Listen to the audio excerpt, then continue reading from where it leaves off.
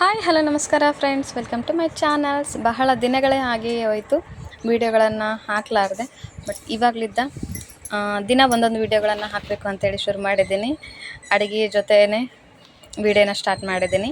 ಇವತ್ತಿನ ದಿನ ಏನು ಮಾಡಬೇಕು ಅಂತೇಳಿ ಯೋಚನೆ ಮಾಡ್ತಾಯಿದ್ದೆ. ಸೊ ಮನೇಲಿ ಚೌಳೆಕಾಯಿ ಇದ್ವು, ಚೌಳೆಕಾಯಿಗಳನ್ನು ಕಟ್ ಮಾಡಿಕೊಂಡು ಹಾಗೆಯೇ ಖಾರ ಚಟ್ನಿ ಮಾಡೋಣ ಅಂಥೇಳಿ ಮೆಣಸಿನ್ಕಾಯಿ, ಟೊಮೊಟೊ, ಉಳ್ಳಾಗಡ್ಡಿಯನ್ನು ಕಟ್ ಮಾಡಿ ರೆಡಿ ಮಾಡ್ಕೊಂಡಿದ್ದೀನಿ. ಸೊ ಕಾಣ್ತಾ ಇರ್ಬೋದು ನಿಮಗೆ. ಕಸೂರಿ ಮೇಥಿ ಕಲಸಾಗಿತ್ತು, ಮನೆಯಲ್ಲಿ ಕಲಸಾಗಿತ್ತು. ಸೊ ಹಾಗಾಗಿ ಹೊಸ ಪ್ಯಾಕೆಟ್ ತಂದಿದ್ದರು, ಅದನ್ನು ಕೂಡ ಇವತ್ತೇ ಓಪನ್ ಮಾಡಿದೆ. ನೋಡ್ತಾ ಇರ್ಬೋದು, ಇದನ್ನು ಬಳಸೋದ್ರಿಂದ ಅಡುಗೆಯಲ್ಲಿ ಒಂದು ಒಳ್ಳೆ ಸುಗಂಧವಾದಂತಹ ಫ್ಲೇವರ್ ನಿಮಗೆ ಸಿಗ್ತದೆ. ಬೇಳೆಯಲ್ಲೇ ಹಾಕಿದ್ರಂತೂ ಅಷ್ಟು ಸೂಪರಾಗಿರುತ್ತೆ ಕಸೂರಿ ಮೇಥಿಯನ್ನು. ಹಾಗೆ ಕೊತ್ತಂಬರಿ ಕೂಡ ಫ್ರೆಶ್ ಆಗಿ ಕಟ್ ಮಾಡಿ ಒಂದು ಪ್ಲೇಟ್ನಲ್ಲಿ ಹಾಕಿಟ್ಟಿದ್ದೀನಿ. ನೋಡಿ, ಈ ಕಡೆ ಕುಕ್ಕರ್ನಲ್ಲಿ ಬೇಳೆಯನ್ನು ಕುದಿಸಿ ರೆಡಿ ಮಾಡ್ಕೊಂಡಿದ್ದೀನಿ. ಹಾಗೆಯೇ ಇವತ್ತು ಸಂಡೇ ಆಗಿರೋದ್ರಿಂದ ಮಕ್ಕಳು ಮನೇಲಿರ್ತಾರೆ. ಸೊ ಅವ್ರಿಗೇನಾದರೂ ಮಾಡಬೇಕು ಅಂತ ಹೇಳಿ ಜಾಮೂನ್ ನನ್ನ ಮಗನಿಗೆ ತುಂಬ ಇಷ್ಟ. ಹಾಗಾಗಿ ಜಾಮೂನ್ ಹಿಟ್ಟನ್ನು ಕಲಸಿಟ್ಟಿದ್ದೀನಿ.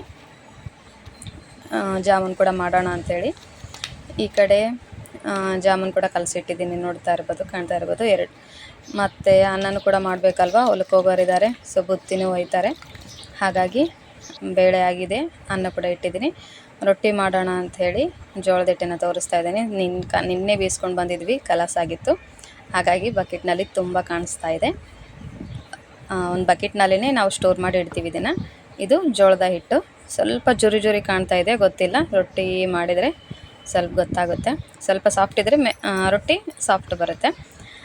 ಹಾಗೆಯೇ ಖಾರ ಚಟ್ನಿಗೆ ಉಳಿದ್ನಲ್ವ, ಈರುಳ್ಳಿ, ಟೊಮೊಟೊ, ಹಸಿಮೆಣಸಿನ್ಕಾಯಿ ಎಣ್ಣೆಯಲ್ಲಿ ಫ್ರೈ ಮಾಡಬೇಕು. ಹಾಗೆ ಜೀರಿಗೆ, ಬೆಳ್ಳುಳ್ಳಿ ಮತ್ತು ಸ್ವಲ್ಪ ಟೊಮೊಟೊ ಅವಾಯ್ಡ್ ಮಾಡೋದಾದರೆ ನೀವು ಹುಣಸೆ ಹಣ್ಣನ್ನು ಅದರಲ್ಲಿ ಹಾಕ್ಬೋದು.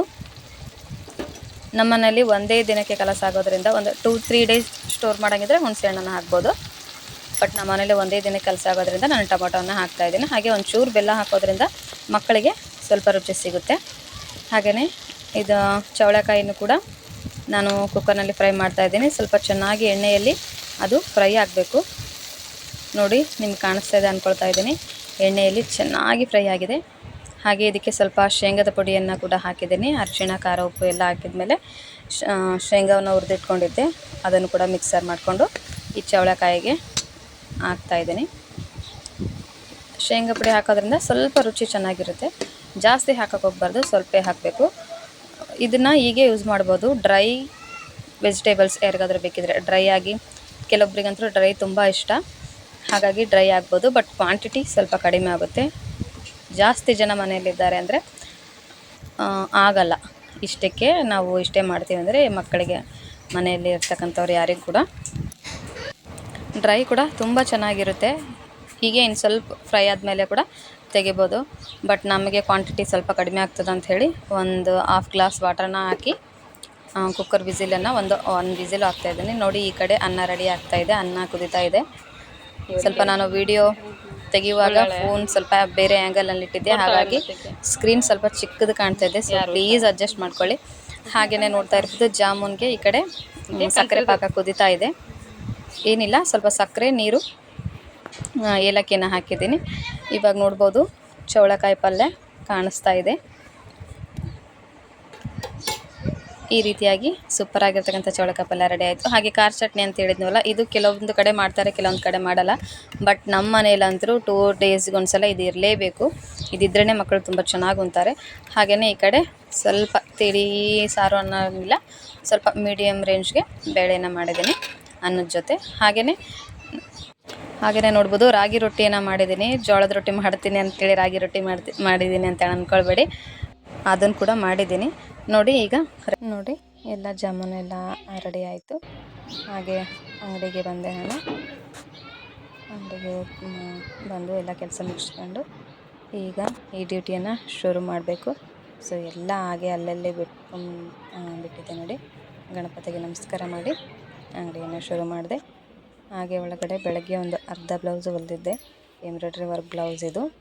ಸೊ ಎಷ್ಟರಡೆ ಹಾಕಿದ್ದು. ಸೊ ನಿನ್ನೆನೇ ಕೊಡಬೇಕಿತ್ತು, ಬಟ್ ಕಾರಣಾಂತರಗಳಿಂದ ಕರೆಂಟು ಸ್ವಲ್ಪ ಜಾಸ್ತಿ ಪ್ರಾಬ್ಲಮ್ ಇರೋದ್ರಿಂದ ಹೊಲಿಯೋಕ್ಕಾಗಲಿಲ್ಲ.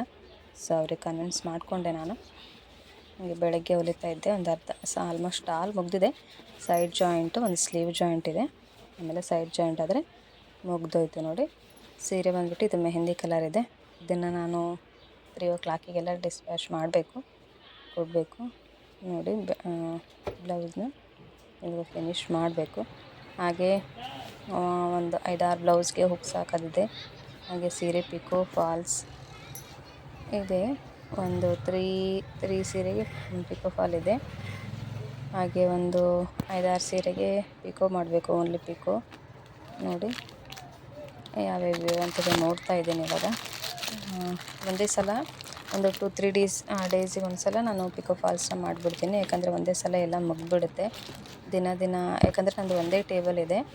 ಒಂದು ಸಿವಿಂಗ್ ಮಿಷನ್, ಸ್ಟಿಚಿಂಗ್ ಮಿಷನ್ಗೆ ಒಂದಾದರೆ ಪಿಕೋ ಮಿಷನ್ಸ್ ಕೂಡ ಅದೇ ಟೇಬಲ್ನೇ ಮಾಡಿದ್ದೀನಿ. ನಾನು ವರ್ಕ್ ಹಾಕಿದ್ನಲ್ವ, ಸೊ ಅದೇ ಸೀರೆನೇ ತೋರಿಸ್ತಾ ಇದ್ದೀನಲ್ವ, ಅದೇ ಸೀರೆನೇ ಅದು. ಹಾಗೆ ಫಾಲ್ಸ್ಗಳನ್ನು ನೋಡಿ ನಾನು ಯಾವ ರೀತಿಯಾಗಿ ಸುತ್ತಿಡ್ತಾ ಇದ್ದೇನೆ ಅಂಥೇಳಿ. ಈ ಥರ ನಾವು ಮಾಡಿಡೋದ್ರಿಂದ ಅವ್ರ ಸೀರೆಗಳನ್ನು ನೀರಿನಲ್ಲಿ ಹಾಕಿದರೂ ಕೂಡ ಯಾವುದೇ ಸುಕ್ಕಾಗಿರ್ತಕ್ಕಂಥ ಪ್ರಾಬ್ಲಮ್ ಬರೋದಿಲ್ಲ. ಹಾಗಾಗಿ ನಿಮಗೆ ಕಸ್ಟಮರ್ಸ್ ಕೂಡ ರಿವ್ಯೂ ಚೆನ್ನಾಗಿ ಸಿಗುತ್ತೆ. ಈಗ ಈ ಬ್ಲೌಸ್ ಕೂಡ ಹೊಲಿಯೋದಿತ್ತು. ಇದು ನಾಳೆ ಬೇಕಂತ ಹೇಳಿದರು. ಸೊ ಇದನ್ನು ಬ್ಲೌಸ್ ಕೂಡ ಕಟ್ ಮಾಡಿದೆ. ಇವತ್ತು ಇದನ್ನೆಲ್ಲ ಕೆಲಸ ಮುಗಿಸ್ಕೊಂಡು ನೋಡಿದ್ರೆ ಇವಾಗ ಆಗಲೇ ಟೈಮ್ ಬಂದುಬಿಟ್ಟು 1 o'clock ಆಗಿಬಿಟ್ಟಿದೆ. 3 o'clock ಒಂದೆರಡು ಪಿಕೋ ಫಾಲ್ಸ್ ಹಾಗೆ ಆ ಬ್ಲೌಸ್ನ ಮುಗಿಸ್ಕೊಡ್ಬೇಕು. ಹಾಗೆ ನೋಡಿ ಇಲ್ಲೊಂದು ಗಣಪತಿ ಫೋಟೋನ ಇಟ್ಟಿದ್ದೀನಿ. ಸೊ ಅದು ಕೂಡ ನಮಸ್ಕಾರ ಮಾಡಿಕೊಂಡೆ. ಇದು ಸ್ಟಿಚಿಂಗ್ಗೆ ಮೇಲೆ ಇಟ್ಟಿರ್ತಕ್ಕಂಥದ್ದು ಗಣಪತಿ. ಸೊ ಈಗ ನೋಡ್ತಾ ಇರೋದು ಫಾಲ್ಸ್ನ ಶುರು ಮಾಡ್ಕೊಂಡ್ಬಿಟ್ಟಿದ್ದೀನಿ. ಆ ಬ್ಲೌಸ್ ಅಂತೂ ಕಂಪ್ಲೀಟ್ ಆಯಿತು. ಇವಾಗ ಫಾಲ್ಸ್ನ ಸ್ಟಿಚ್ ಮಾಡ್ತಾಯಿದ್ದೀನಿ. ಸ್ವಲ್ಪ ಹಿಡ್ಕೊಂಡಿದ್ರೆ ಸ್ವಲ್ಪ ಹಿಂದಕ್ಕೆ ಸ್ವಲ್ಪ ಎತ್ತಿದ್ರೆ ಸ್ವಲ್ಪ ಮುಂದಕ್ಕೆ ಆಗ್ತದೆ. ನೋಡ್ಬೋದು ಮೆರೂನ್ ಕಲರ್ ದಾರಲಿದ್ದ ಸ್ಟಿಚ್ ಮಾಡಿದ್ದೇನೆ. ಕೆಳಗಡೆ ಫಾಲ್ಸ್ದೆ ಫೋಟೋ ಹಾಕಿ ಕೆಳಗಡೆ ಕೂಡ ಫಾಲ್ಸ್ದೆ ಹಾಕಿ ಸ್ಟಿಚ್ ಮಾಡ್ತಾಯಿದ್ದೀನಿ. ಸ್ವಲ್ಪ ರಫ್ ಇದೆ ಸೀರೆ. ನೋಡ್ಬೋದು ಬ್ಲೌಸ್ ಕೂಡ ಈಗ ರೆಡಿ ಆಯಿತು. ವರ್ಕ್ ಬ್ಲೌಸಸ್ ತುಂಬ ನೀಟಾಗಿ ಫಿನಿಶಿಂಗ್ ವರ್ಕ್ ಇದೆ. ಸೊ ಅವರು ಕೂಡ ತುಂಬ ಚೆನ್ನಾಗಿ ಇಷ್ಟ ಆಯಿತು ಅಂತೇಳಿ. ಸೊ ನೋಡಿ ಇವಾಗ ಪಿಕೋ ಫಾಲ್ ಆಗಿರ್ತಕ್ಕಂಥ ಸೀರೆಗಳನ್ನೆಲ್ಲ ಎಲ್ಲ ಮಾಡಿಸಿಟ್ಟಿದ್ದೀನಿ.